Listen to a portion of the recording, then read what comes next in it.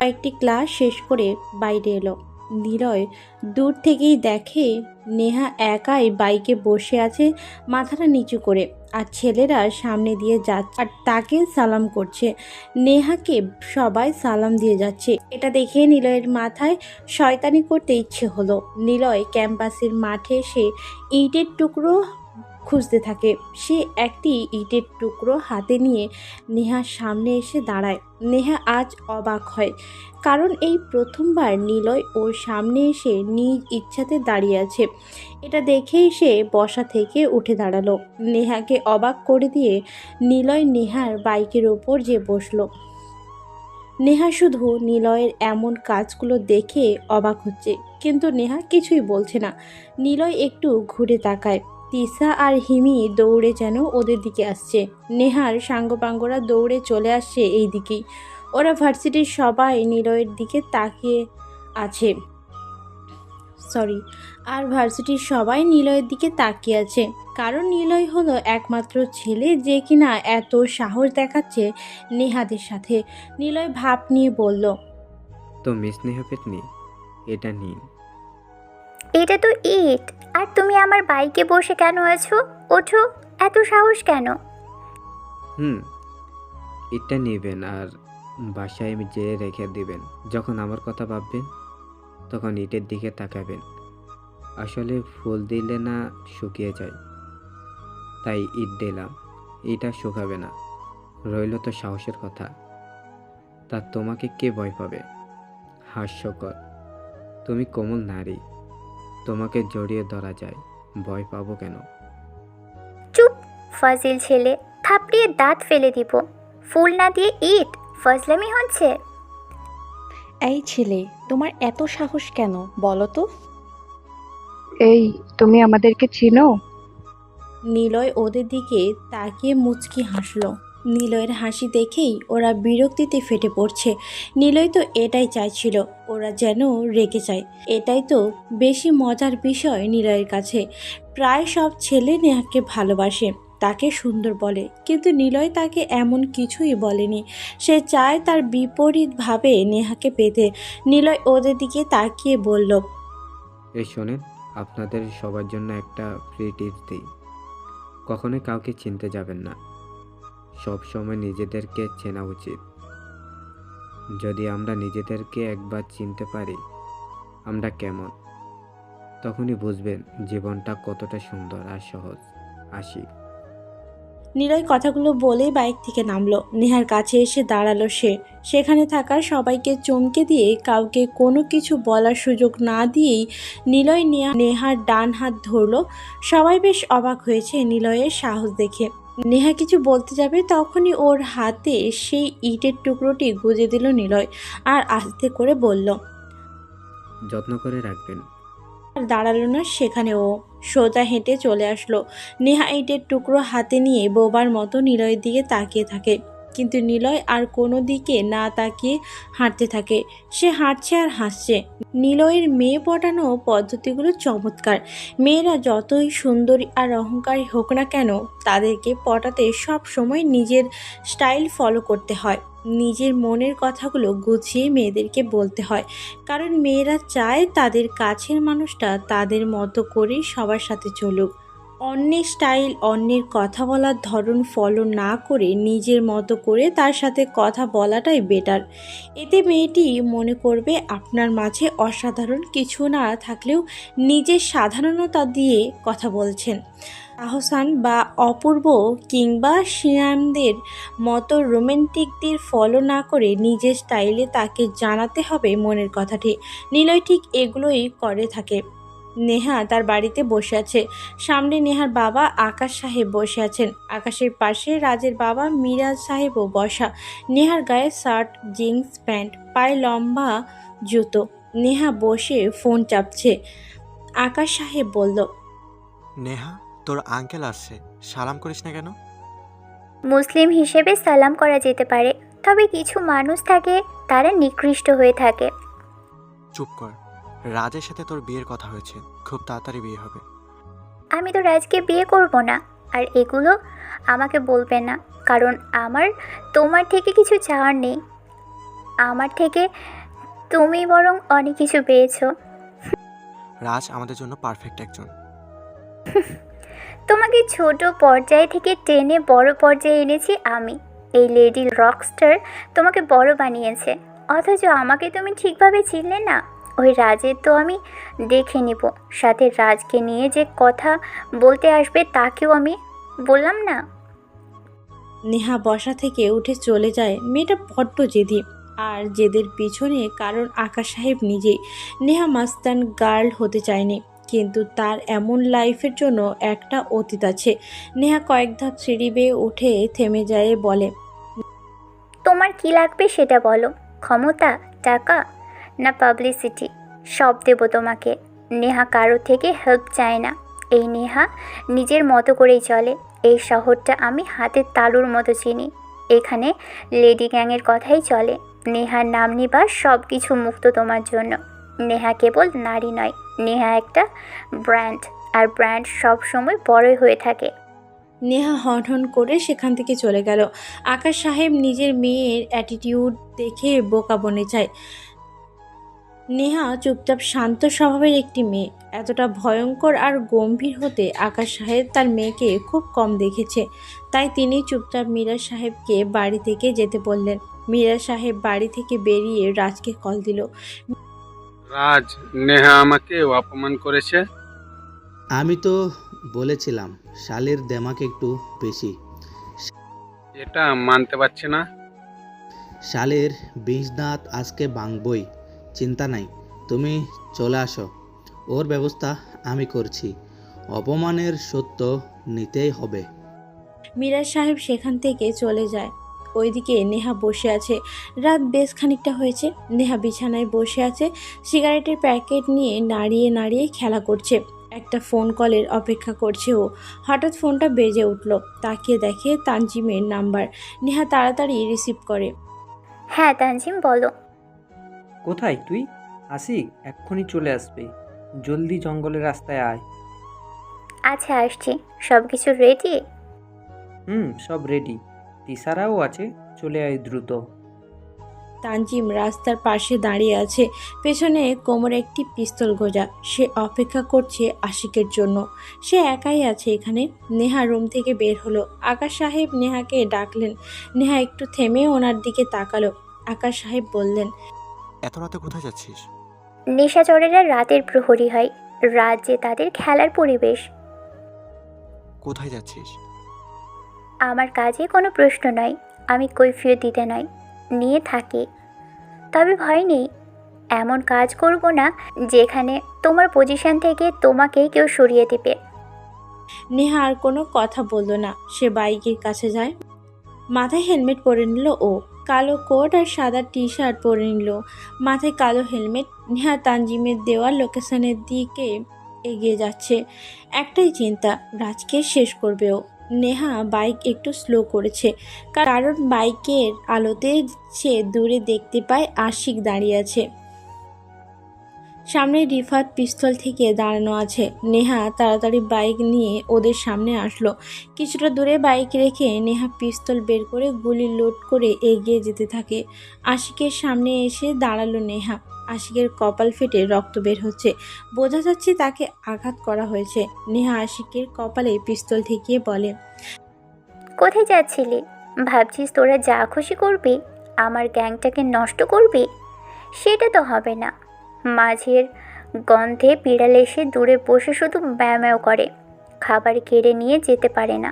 বিড়াল ম্যাও ম্যাও না করে যদি মাছটা নিয়ে চলে যায়, কিংবা মাছে কোনো রকম মুখটাও লাগায়, সেই মাছটা কিন্তু মানুষেরা কখনোই খাবে না, বিড়ালেরই হবে। তবে বিড়াল এত কিছু করে না, সে পারে শুধু ম্যাও ম্যাও করতে। শালা, বেড়াল হয়ে সিংহীর কাছের খাবার কেড়ে খাবি, তাই না? রাস্তায় ধুলো জমে থাকে, কিন্তু বৃষ্টি ছাড়া সে ধুলো কখনোই যায় না। আমি রক্তের বৃষ্টিতে রাস্তার ধুলো সব মুছে দেব। গুড, সাহস আছে তোর। তোর সাহসের আমি। নেহা কথাটা বলে পিস্তলের ট্রিগারে চাপ দিতে যাচ্ছিল, তখনই একটা গুলির শব্দ শুনতে পায় সে। তাকিয়ে দেখে পাশে দাঁড়িয়ে থাকা রিফাতের পায়ে গুলি লেগেছে আর সে মাটিতে পড়ে গেল। নেহা পিছনে ঘুরে তাকায়, দেখে দূরে তানজিম দাঁড়িয়ে আছে। নেহা কিছু সময় স্তব্ধ হয়ে তাকিয়ে থাকে তানজিমের দিকে। তানজিম এগিয়ে আসে নেহার কাছে। নেহা বলে, তানজিম, তুই কি রিফাতকে গুলি করেছিস? আমার হাতে পিস্তল, এখানে আমরা 3 জন, পিছনে গুলি লেগেছে ওর। গুলিটা আমি ছাড়া আর কে করবে? মানে কেন? কি বলছিস তুই এসব? চুপ কর আশিক, ভং ধরে না বসে থেকে উঠে দাঁড়াও। আমার প্রাপ্য মিটিয়ে দাও, আমি চলে যাই। তোমাদের মধ্যে জড়াতে চাই না। বলেছিলাম না, রাস্তার ধুলোগুলো আমি রক্ত দিয়ে মুছাবো। তোর ঝরা রক্তে ধুলো ঝরা রাস্তা হবে বিদঘুটে ভয়ঙ্কর প্রতিচ্ছবি। শাড়িতে নারী, নারীতে হবে তোর উপরে বাড়ি। তিশা, হিমি। নেহা, ওরা কেউ নেই, তুই পালিয়ে যা। তানজিম আমাকে আর তোকে মিথ্যে বলে এখানে এনেছে। আমাকে বলেছিল তিশারা সবাই আছে, কিন্তু ওরা কেউ নেই। আমাদের গ্যাং এর কেউ জানে না আশিকের আজ এদিক দিয়ে যাওয়ার প্ল্যান আছে। তানজিম প্ল্যান করে তোকে এখানে মারতে ডেকেছে। আমি তিশাদের কথা জিজ্ঞাসা করি, কিন্তু তানজিম বলে সবাই আছে এখানে, কেউ নেই, তুই চলে যা। নেহা পালাতে নয়, মারতে ভালোবাসে। নেহা মানে ব্র্যান্ড, আর ব্র্যান্ড সবসময় সবার উপরেই থাকে। নেহা কথাটা বলে পিস্তল পিছনে টেনে গুলি লোড করে তানজিমের দিকে ধরে। সাথে সাথে আশিক পেছন থেকে নেহার পিঠে স্টিক দিয়ে জোরে একটি বাড়ি দেয়। নেহার হাত থেকে পিস্তল পড়ে যায়। নেহা ছিটকে পড়ে রাস্তার উপর। আশিক ওর পিস্তল তুলে নিয়ে নেহার দিকে অগ্রসর হয়। নেহা বলে, শালা, তুই না পুরুষ মানুষ, পিছনে থেকে মারলি কেন? পুরুষত্ব দেখানোর সাহস নেই নাকি? পুরুষত্ব দেখতে চাস ভাই? আশিক জোরে একটা ডাক দেয়। সাথে সাথে দুটো গাড়ি এসে থামলো সেখানে। রাজ গাড়ি থেকে নামে। নেহা বুঝে যায় এখানে সব কিছুই আগে থেকেই প্ল্যান করা ছিল। তানজিম শুধু ওদেরকে হেল্প করেছে। নেহা সবার দিকে একবার তাকায়। রাজ এগিয়ে আসে। রাজের হাতে একটি ডিএসএল আর ক্যামেরা। সবার হাতেও ক্যামেরা আছে। রাজ এগিয়ে নেহার সামনে দাঁড়ায়, একটি সিগারেট জ্বালিয়ে বলে, কি যেন বলেছিল আশিক ও আমাদের? আমরা পুরুষত্ব প্রকাশ নাকি ভয় পাস?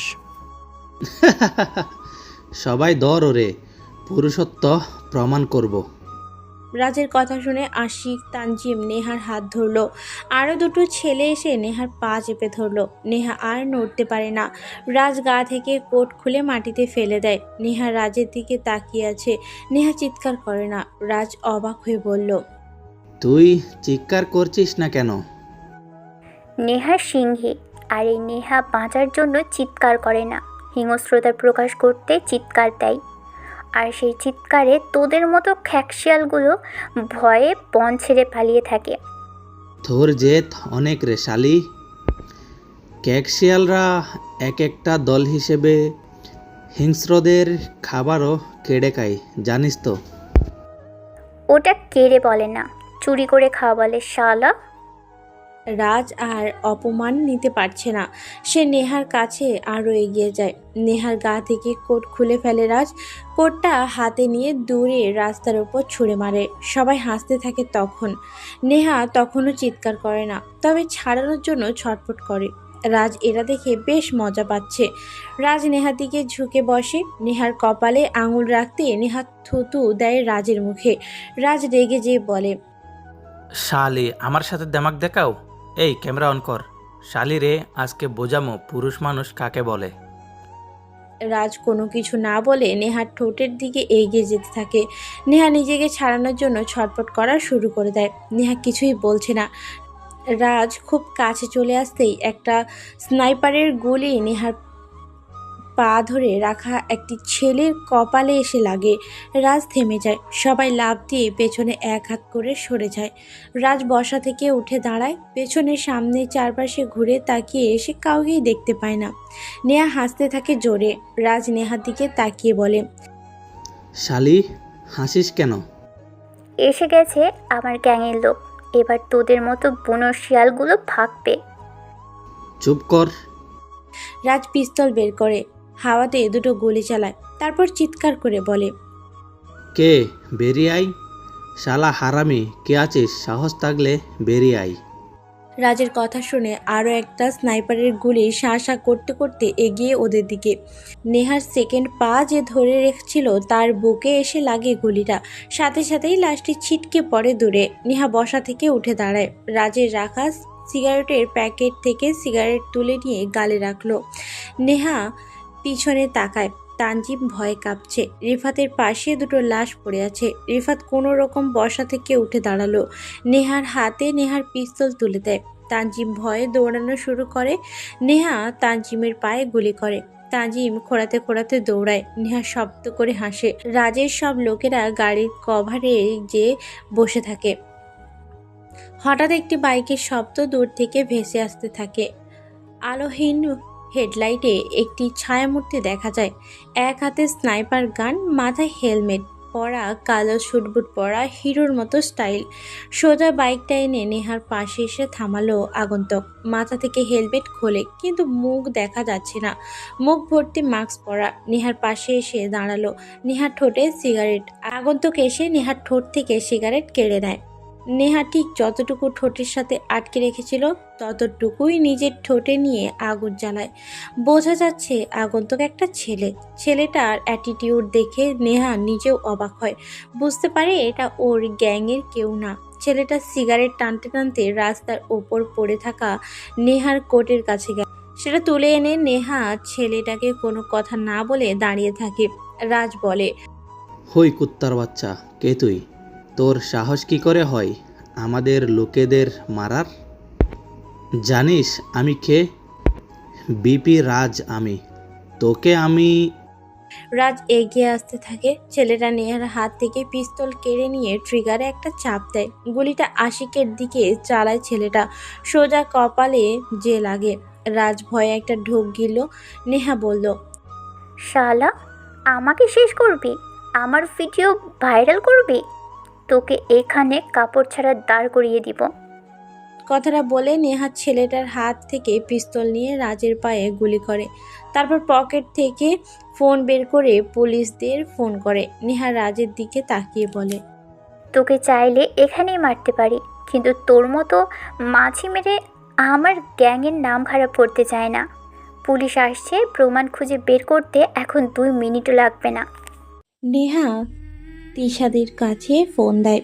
কয়েক মিনিটের ভেতর ওরা সবাই চলে আসে সেখানে। তিশারা সবাই আসতেই নেহা বলে, তোরা রিফাতকে হসপিটালে নিয়ে যা। নেহার কথা শুনে তিশা বলে, তানজিম তো ওখানে পড়ে আছে। নেহা হাসি দিয়ে বলে, তানজিমকে আমি দেখছি। তিশারা রিফাতকে নিয়ে চলে যায়।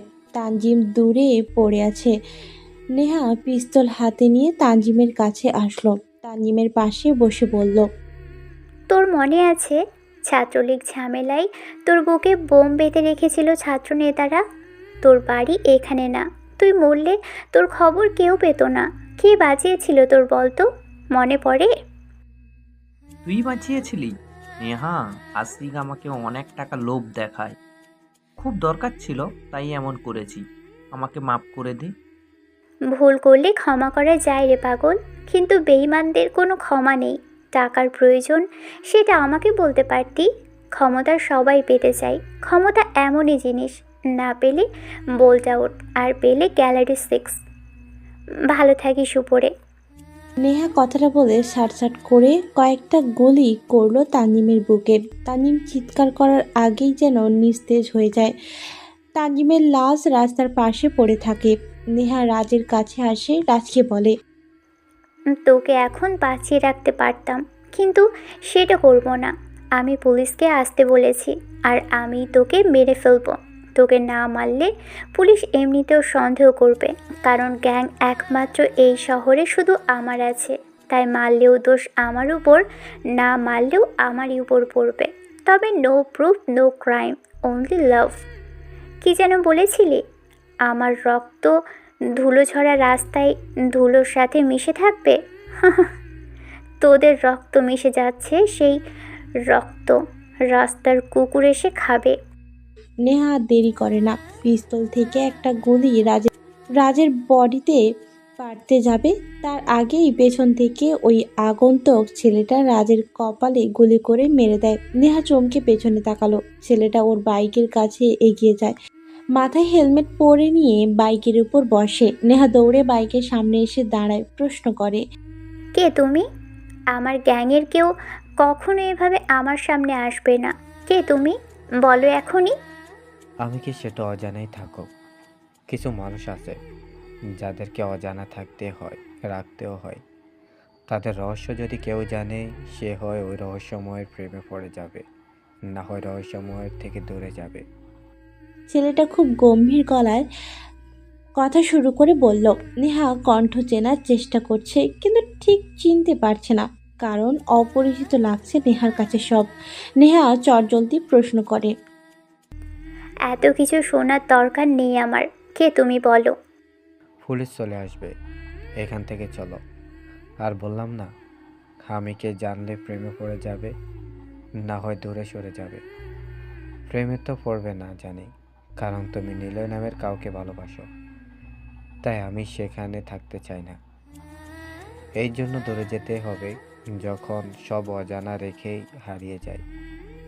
নেহা বাইকের কাছে এগিয়ে যায়। ছেলেটা বাইক স্টার্ট দিয়েছে, একটুখানি এগিয়ে এসে বাইক থামালো সে।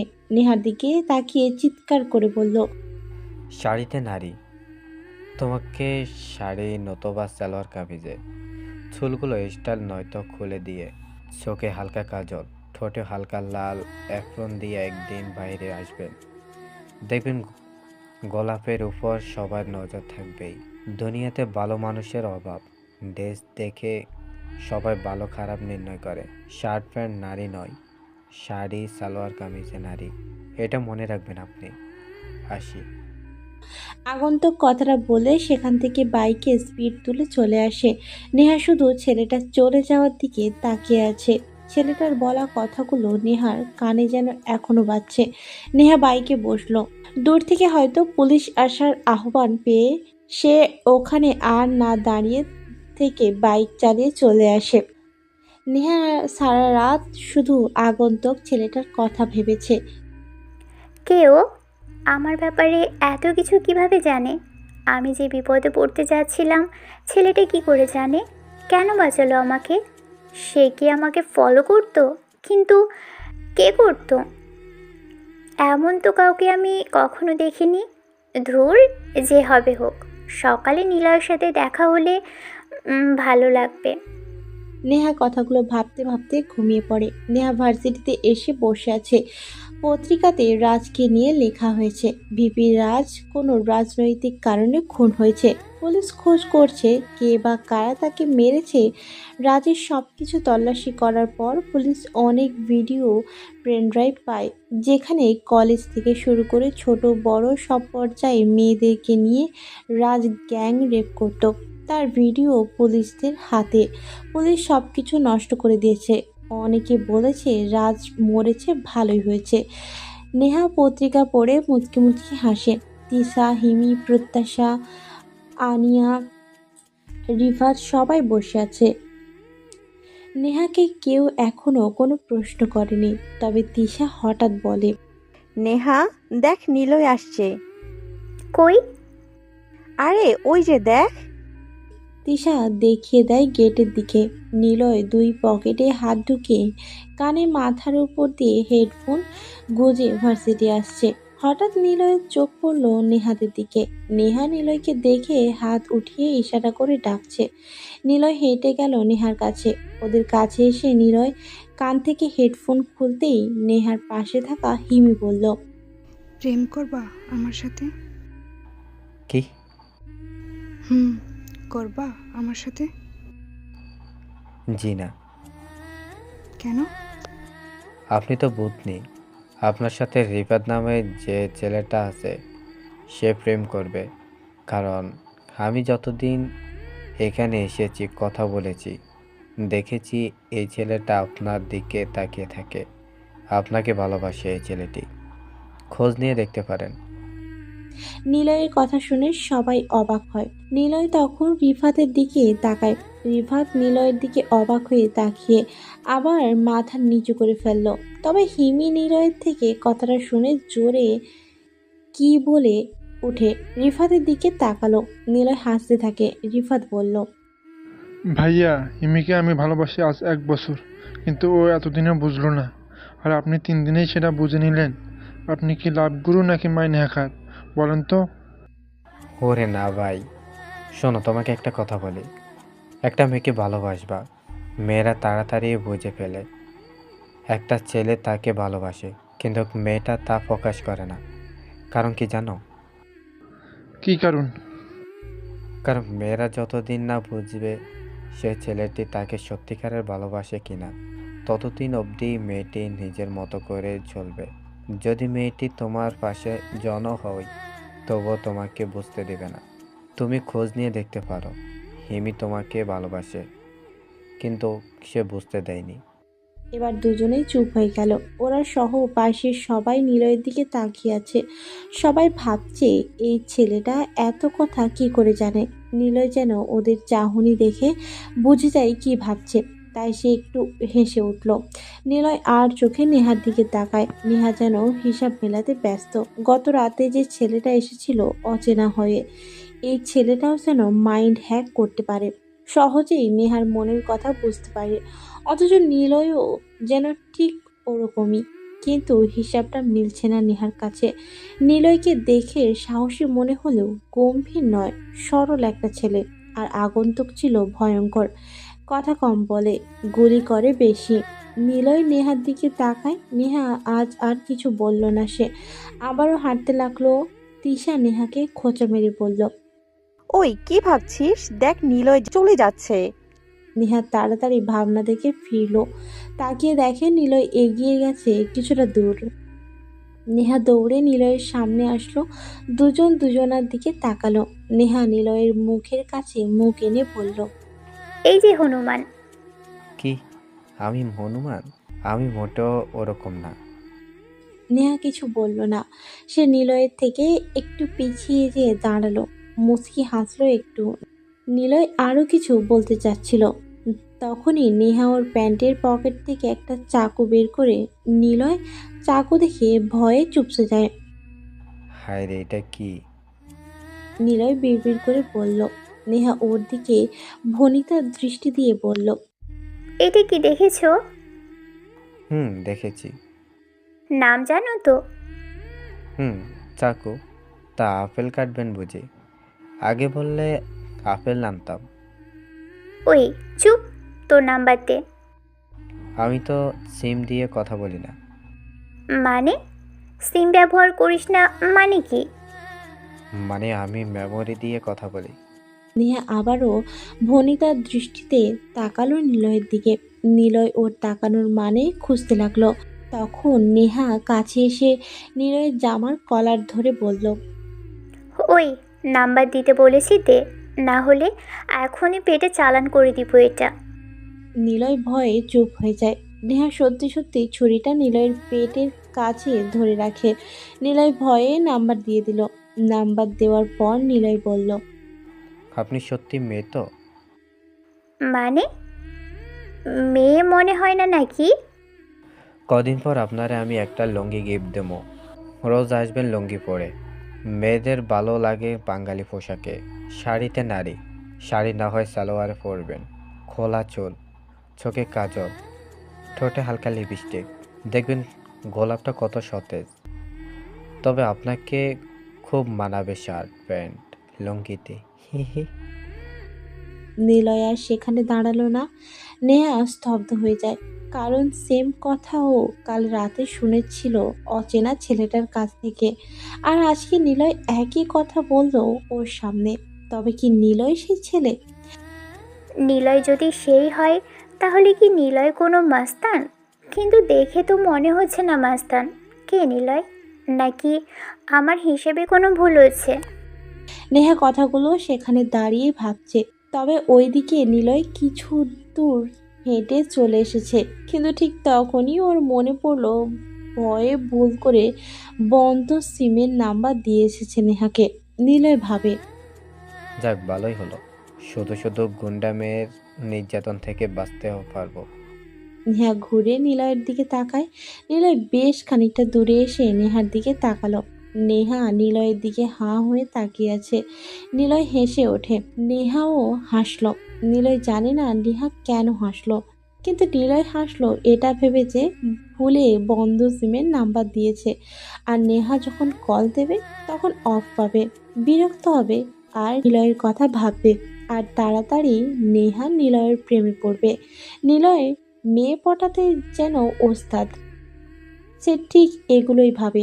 কাউকে ভালোবাসতে হলে আগে তার ভাবনাতে আসতে হবে, এমনভাবে তার ভাবনাতে আসতে হবে যেমন হতে পারে বিরক্তিকর ভাবনা, রোমান্টিক ভাবনা।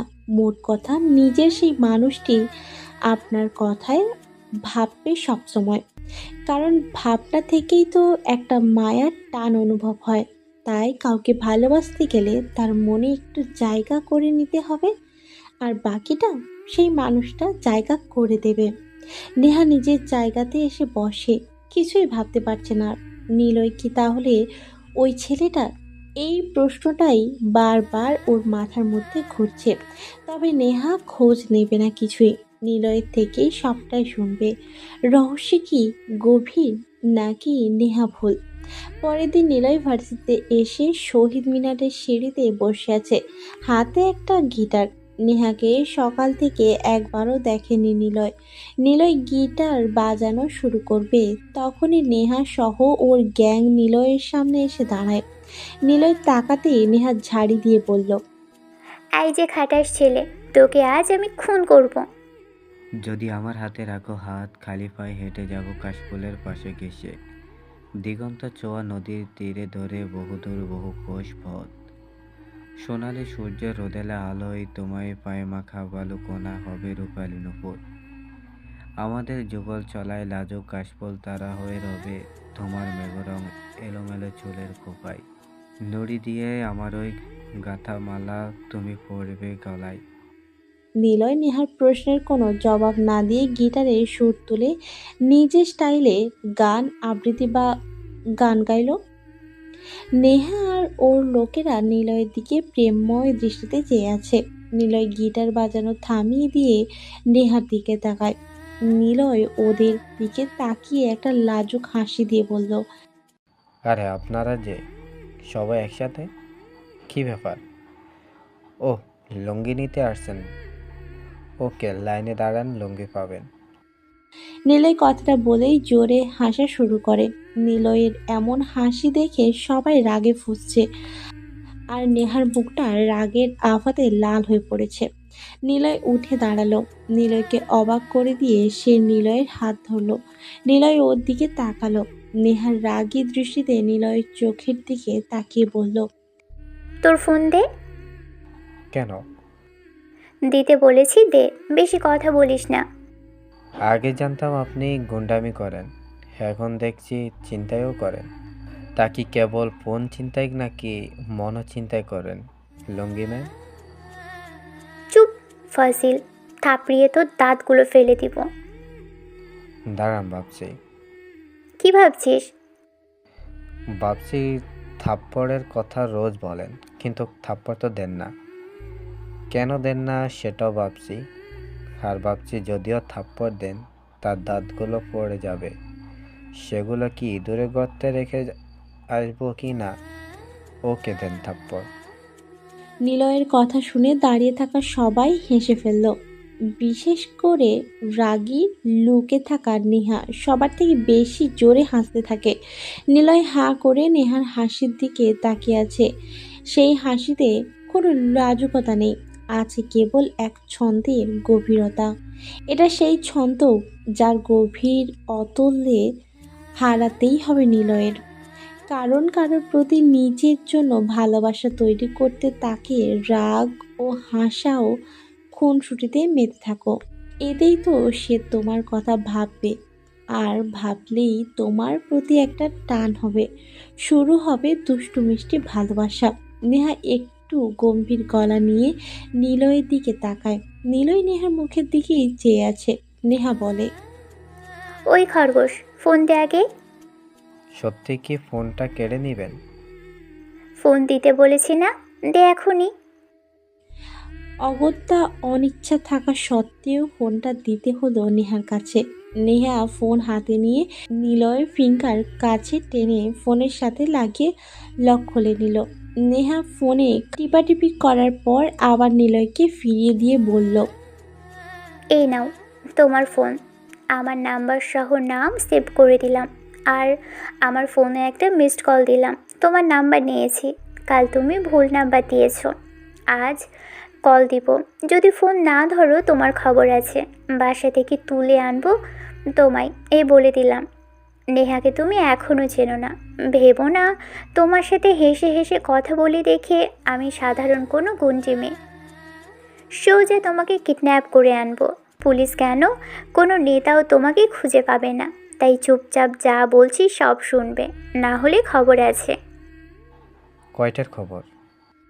জানি না। ওই শোনো, তুমি কিন্তু অনেক সুন্দর গান গাও, আবার গান গাও। বড় দাঁতহীন পেতনিদের আমি গান শোনাই না। নিলয় কথাটা বলে সেখান থেকে গিটার নিয়ে দৌড়ে চলে আসে। নেহা নিলয়ের এমন চলে যাওয়া দেখে হাসতে থাকে।